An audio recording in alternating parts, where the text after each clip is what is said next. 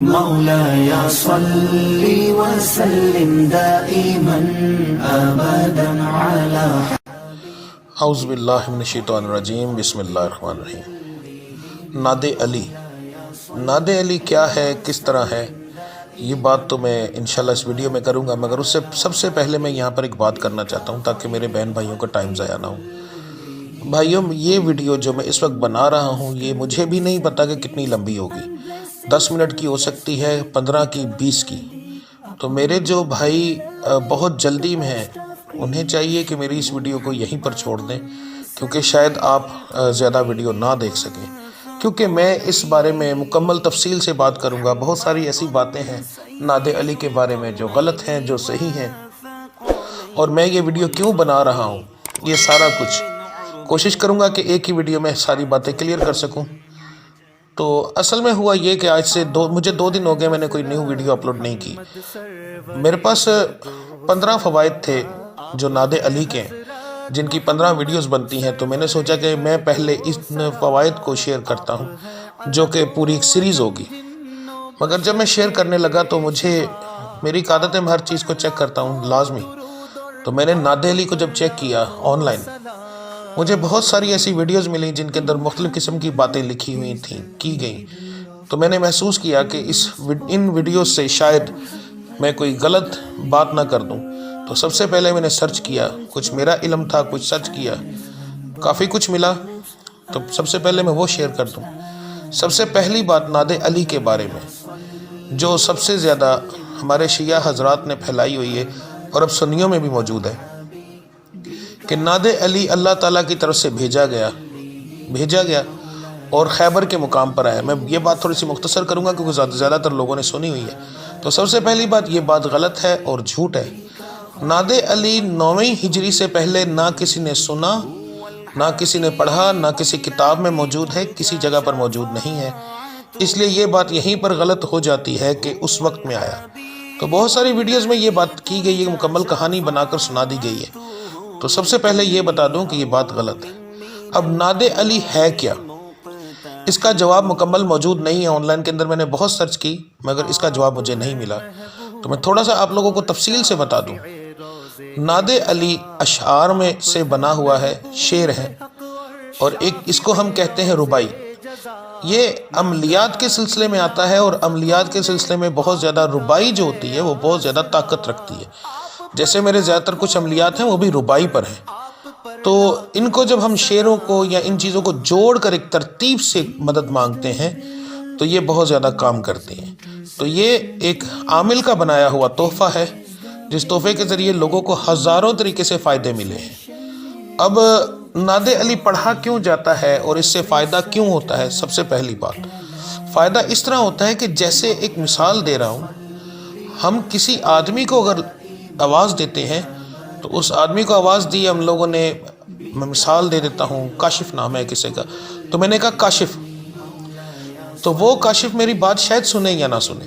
اور اگر اس کے بجائے میں کہتا ہوں میرے پیارے بھائی کاشف آؤ میرے یہ کام کر دو، تو کیا وہ بندہ نہیں کرے گا؟ کیونکہ میں نے اس کو ادب سے، پیار سے پکارا۔ تو نعت علی یا ربائی بنانا یا اس طرح کی چیز بنا کر کہنا، اس میں 2 چیزیں بہت اہمیت ہوتی ہیں، ایک تو ادب، دوسرا محبت، تیسرا یہ یہاں پر ہم عزت سے جب بات کرتے ہیں الفاظ کو بڑا چن کر لگایا جاتا ہے، ٹھیک ہے، اور سب سے آخر میں ہوتا ہے واسطہ، ٹھیک ہے، جب ہم یہاں پر واسطہ دیتے ہیں تو ہمارا وہ کام ہو جاتا ہے۔ اب وہ کام کیوں ہوتا ہے؟ لوگ یہ کہتے ہیں جی نعت علی پڑھنے سے کام ہوتا ہے۔ میں آپ کو ایک یہاں پر بات بتا دوں کہ صرف نعت علی پڑھنے سے کام نہیں ہوتا، ٹھیک ہے۔ اصل یہ ان چیزوں سے کام کیسے ہوتا ہے؟ اصل کام ہمارا اللہ کی ذات میں ہی کرنا ہوتا ہے۔ یاد رکھیں کہ اللہ کی ذات کے سوا کوئی کام نہیں کر سکتا، نہ وہ کچھ۔ اب یہاں پر یہ بات ہوتی ہے کہ کیسے کام ہو سکتا ہے، کوئی چیز ہمارے نصیب میں نہیں، تو میرے بھائی وہ کاتب تقدیر ہے، وہ ہر چیز بدل سکتے ہیں۔ اگر ہر چیز نصیب میں لکھی تھی اور بالکل وہی ملنی تھی تو اللہ کی ذات ہمیں دعا کرنے کا طریقہ نہ بتاتے۔ یعنی اس کا مطلب یہ ہوا کہ یہ بات سچ ہے کہ دعائیں تقدیریں بدلتی ہیں، ٹھیک ہے۔ تو اس طرح دعا سے اور ہر چیز سے تقدیر بدلتی ہے۔ تو ہم نعت علی یا کوئی بھی ایسی چیز جب پڑھتے ہیں اس میں واسطہ دیتے ہیں تو اللہ کی ذات دیکھتی ہے کہ اس نے میرے پیارے کا واسطہ دیا، تو مجھے یہاں پر اس کی بات سننی ہے۔ جیسے ہم کسی سرکاری آفیسر کے پاس جب جاتے ہیں کام کروانے کے لیے، تو ہم کیا کرتے ہیں؟ ہم ڈائریکٹ اس کے پاس تو نہیں چلے جاتے نا، ہم اس کے پیارا ڈھونڈتے ہیں، کس کی یہ بات مانے گا۔ تو اگر یہ چیز کرنا ناجائز ہے تو میرے بھائیوں ہر چیز کرنا ہی ناجائز ہے، ٹھیک ہے؟ ہم لوگ واسطہ دیتے ہیں، نعت علی پڑھیں یا کچھ بھی کریں یا کوئی ایسا عمل کریں، تو ہم جب یہ کرتے ہیں تو اس کا مقصد یہ ہوتا ہے کہ ہم اللہ کے اس پیارے کو ساتھ لے کر چلتے ہیں کہ یا اللہ ہم آپ کے اس پیارے کا واسطہ دیتے ہیں، اس کے وسیلے سے ہماری مشکل آسان فرما دیں۔ جیسے درود ابراہیمی یا کوئی بھی درود ہم دعا سے آخر اور پہلے اور آخر پڑھتے ہیں، وجہ وسیلہ، ٹھیک ہے؟ ہم مانتے ہیں کہ اللہ تعالیٰ کی ذات اس وسیلے سے ہماری دعا کو قبول کر لیں گے۔ اب آپ کو ایک مثال دیتا ہوں کہ نماز کے اندر غیر اللہ کا خیال آنے سے بھی نماز ٹوٹ جاتی ہے، مگر آپ غور کریں کہ اس ہی نماز میں درود ابراہیم ہے جس میں حضرت ابراہیم اور ان کی آل کا ذکر ہے، ٹھیک ہے؟ اس کے بعد آقا کریم دو جہاں صلی اللہ علیہ وسلم اور ان کی آل کا ذکر ہے۔ غیر اللہ کا خیال آنے سے نماز ٹوٹتی ہے، مگر جب درود میں آ جاتا ہے تو نماز ٹوٹتی نہیں، بلکہ اس کے بغیر نماز مکمل ہی نہیں ہوتی۔ تو اللہ کے سوا ہم نام اگر نہیں لے سکتے تو پھر درود شریف کیوں ہے نماز کے اندر؟ وہاں پر غیر اللہ کا ذکر ہی کیوں ہے؟ وہ کیا شرک نہیں؟ ہم اتحیات بیٹھے ہوئے ہیں، سجدہ اللہ کی ذات کو کر رہے ہیں، مگر ذکر ہم وہاں پر دوسرا کر رہے ہیں، نبیوں کا، ان کی آل کا۔ تو اگر شرک ہے تو پھر بھائی یہ بھی چھوٹی سی بات نہیں، یہ بھی بہت بڑی بات ہے، یہ بھی شرک ہے۔ تفصیل سے اس لیے اس بارے میں بات کر رہا ہوں کہ میری جو ویڈیوز آنے والی ہیں ان ویڈیوز کے اندر آپ کو کوئی شک نہ رہے۔ سب سے اہم بات، نعت علی کیا ہے اچھے سے سمجھیں، اس کے بعد کوئی بھی عمل کرنا ہو تو میں آپ کو یہ کہوں گا کہ اس کا کم سے کم آپ کو مطلب ضرور آنا چاہیے۔ نعت علی پڑھنے کا طریقہ کیا ہے اور کس طریقے، کسی بھی عمل میں جب آپ پڑھیں گے تو اس عمل کے اندر بسم اللہ الرحمن الرحیم، ابتدا اللہ کے نام سے جو بڑا مہربان اور نہایت رحم کرنے والا ہے۔ تو سب سے پہلے نام ہی اللہ کا آتا ہے، کہیں پر بھی یہ نہیں لکھا کہ نعت علی سے پہلے بسم اللہ نہ پڑھو۔ تو ہم نے مدد مانگنے سے پہلے ہی اللہ کا نام لیا۔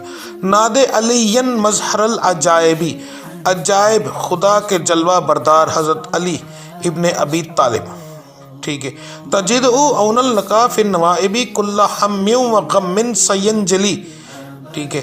اب یہاں پر آ جاتا ہے تم ہر مصیبت اور ہر بلا میں ان کو اپنا مشکل کشا پاؤ گے، ٹھیک ہے؟ یہ ہمارا ایک عقیدہ ہے، ٹھیک ہے؟ تجھے تیری بے پناہ عظمتوں کا واسطہ، سینجلی بھی عظمتی کا، تجھے تیری بے پناہ عظمتوں کا واسطہ۔ یہ اصلی جو مکمل ایک نعت علی ہے وہ یہ ہے، یا اللہ اے خداون، یا پھر یا اللہ، ٹھیک ہے؟ آپ کو آپ کی وسیع نبوت کا واسطہ، یہاں پر غور کیجئے گا کہ ہم واسطہ دے رہے ہیں، ڈائریکٹ مدد کسی سے نہیں مانگ رہے۔ جہاں پر اصل چیز ہوتی ہے، شروعات کو نہ دیکھیں، اینڈ کو دیکھیں۔ کسی کا بھی شروعات جو ہوتا ہے وہ کسی بھی طریقے میں، مگر دیکھا جاتا ہے کہ آخر کیا ہے، ٹھیک ہے؟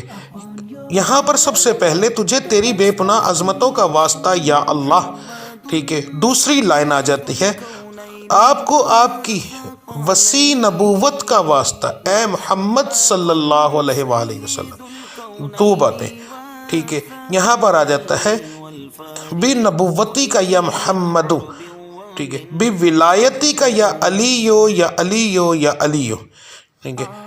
آپ کی ولایت کے صدقے میں تمام رنج و غم مصیبتیں دفع فرمائیے۔ اب یہاں پر آپ کی غور سے دیکھیں، آپ کی ولایت کے صدقے میں، ٹھیک ہے، تمام رنج و غم، یہاں پر علی کو نہ تو اللہ بنایا گیا، توبہ نعوذ باللہ استغفر اللہ، نہ یہاں پر علی کو نبی بنایا گیا۔ ہاں شیعہ حضرات تو خیر ہمارے جب بات کرتے ہیں وہ تو پتہ نہیں کیا کچھ کر جاتے ہیں، وہ تو یہ کہتے ہیں کہ توبہ نعوذ باللہ، خیر ان کی میں بات ہی نہیں کرنا چاہتا، اللہ انہیں ہدایت فرمائے، ٹھیک ہے؟ مگر سب سے پہلی بات، کوئی شیعہ مامے نہیں لگتے جو علی ان کا ہے۔ علی سب سے پہلے ہمارا ہے، اس کے بعد کسی اور کا ہے۔ پنجتن پاک کی ذات سب سے پہلے ہماری ہے، پھر کسی اور کی ہے، مگر ہماری معلومات کی کمی کا فائدہ یہ لوگ اٹھاتے ہیں۔ یہ اپنی طرف سے بنے بنائے باتیں سنا دیتے ہیں جو کہ ہمیں معلوم نہیں ہے، ہم جواب نہیں دے سکتے، یہ پکڑ بات گلتا جواب دے ہوئے، اب ہمیں پتہ ہی نہیں ہم جواب کہاں سے دیں گے۔ اب ان لوگوں نے من گھڑت باتیں بنائی ہوتی ہیں، وہاں پر نہ کتاب موجود نہ کوئی چیز موجود، کوئی بات نہیں کر سکتے ہم ان سے، ٹھیک ہے۔ تو میرے بھائیوں، سب سے پہلے نعت علی پڑھنے سے پہلے نعت علی کو سمجھنا بہت ضروری ہے، اس کے بعد نعت علی کو پڑھیں۔ آپ کو 1000% کہہ رہا ہوں کہ آپ کو فائدہ ہوگا اور میرے ہر بتائے ہوئے عمل سے ہوگا۔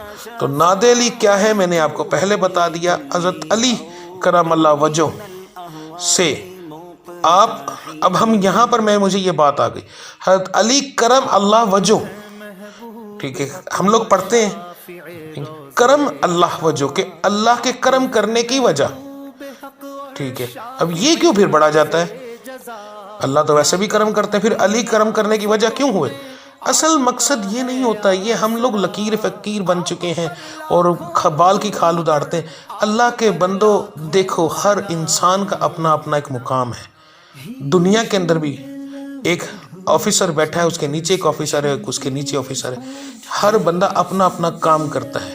اسی طرح اللہ ہے، اس کے بعد نبی ہیں، نبی کے بعد ولی ہیں، تو ہر بندے کے اپنے اپنے مقام ہیں، اپنی اپنی عبادت کر کے اپنی اپنی محنت کر کے مقام پائے ہیں۔ اب وہ مقام پانے کے بعد وہ لوگ اللہ سے جب دعا کرتے ہیں ہمارے لیے تو ہماری دعائیں قبول ہو جاتی ہیں۔ تو میرے بھائیوں، یہ ساری اہم بات جو ہے میں نے بتا دی۔ اگر مجھے اس ویڈیو میں کوئی کمی رہ گئی ہو تو آپ کی بہت مہربانی ہوگی کہ آپ مجھے لازمی کمنٹ میں بتائیں، آپ کی مہربانی ہوگی، پھر کہہ رہا ہوں کہ آپ مجھے کمنٹ میں لازمی بتائیں، میں لازمی اس بات کو کلیئر کرنے کی کوشش کروں گا۔ اگر مجھ سے کہیں علم میں کمی رہ گئی ہو تو میں اس کے لیے معافی چاہوں گا، مگر جو میرا ایک بات کہنی تھی وہ میں نے کہہ دی کہ اللہ کے بندو دوسری باتوں میں نہ ہو۔ علی مشکل کشا ہے مگر واسطہ ہے اللہ، کہ اللہ کے واسطے، بغیر اللہ کے کوئی بھی مشکل کشا نہیں۔ مگر جب ہم یہاں سے گزرتے ہیں تو جب علی کے در پر جاتے ہیں تو خدا دیکھتا ہے کہ میرے پیارے کے در پہ آ گئے۔ یہ وہ ہے جس نے اپنی پوری نسل جس کی کٹ گئی میرے دین کے لیے، یہ وہ ہے جنہوں نے اپنا سر نہیں جھکایا، ٹھیک ہے۔ تو جب اتنی قربانیاں یاد آتی ہیں تو رب العزت کی ذات کیا ان قربانیوں کے بدلے میں، اس در کے بدلے میں ہماری چھوٹی سی بات نہیں قبول کر سکتا؟ ایک منٹ بھی نہیں لگتا قبول کرنے میں، ٹھیک ہے۔ تو اصل سارا رفڑ یہ ہے کہ ہم وہاں پر جاتے ہیں کسی دربار پر، کسی جگہ پر بیٹھ کے جب کسی ولی اللہ کو پکارتے ہیں تو مقصد صرف اتنا ہوتا ہے کہ اللہ کی ذات اس ولی کے ذریعے ہماری بات قبول کر لیں۔ تو میں نے اتنی لمبی ویڈیو بنا دی ہے، اس کے اوپر بات کرنے کو بہت باتیں ہیں، مگر بھائیوں سمجھدار کے لیے اشارہ کافی ہے۔ اگر کوئی کمی رہ گئی ہو تو تیسری بار پھر کہوں گا مجھے کمنٹ میں لازمی بتائیے گا، میں انشاءاللہ تعالیٰ اس کو کلیئر کرنے کی کوشش کروں گا۔ اگر غلط بات کہہ گیا ہوں تو میں اس کے لیے معافی ضرور مانگوں گا، ٹھیک ہے۔ تو کوئی بھی بات ہو آپ لازمی کریں۔ آج سے میں انشاءاللہ اپنی یہ 15 ویڈیوز کی سیریز سٹارٹ کرتا ہوں۔ باقی کوئی آپ کو کمی ہو تو آپ لازمی مجھے بتائیں۔ میرا واٹس ایپ کا نمبر آپ کو مل رہا ہے، کسی قسم کی پریشانی ہو تو آپ مجھ سے رابطہ کر سکتے ہیں۔ انشاءاللہ ملتے ہیں اگلی ویڈیو میں، تب تک آپ سب اپنا خیال رکھیے گا۔ آپ سب کا اللہ حامی ناصر۔ السلام علیکم ورحمۃ اللہ وبرکاتہ۔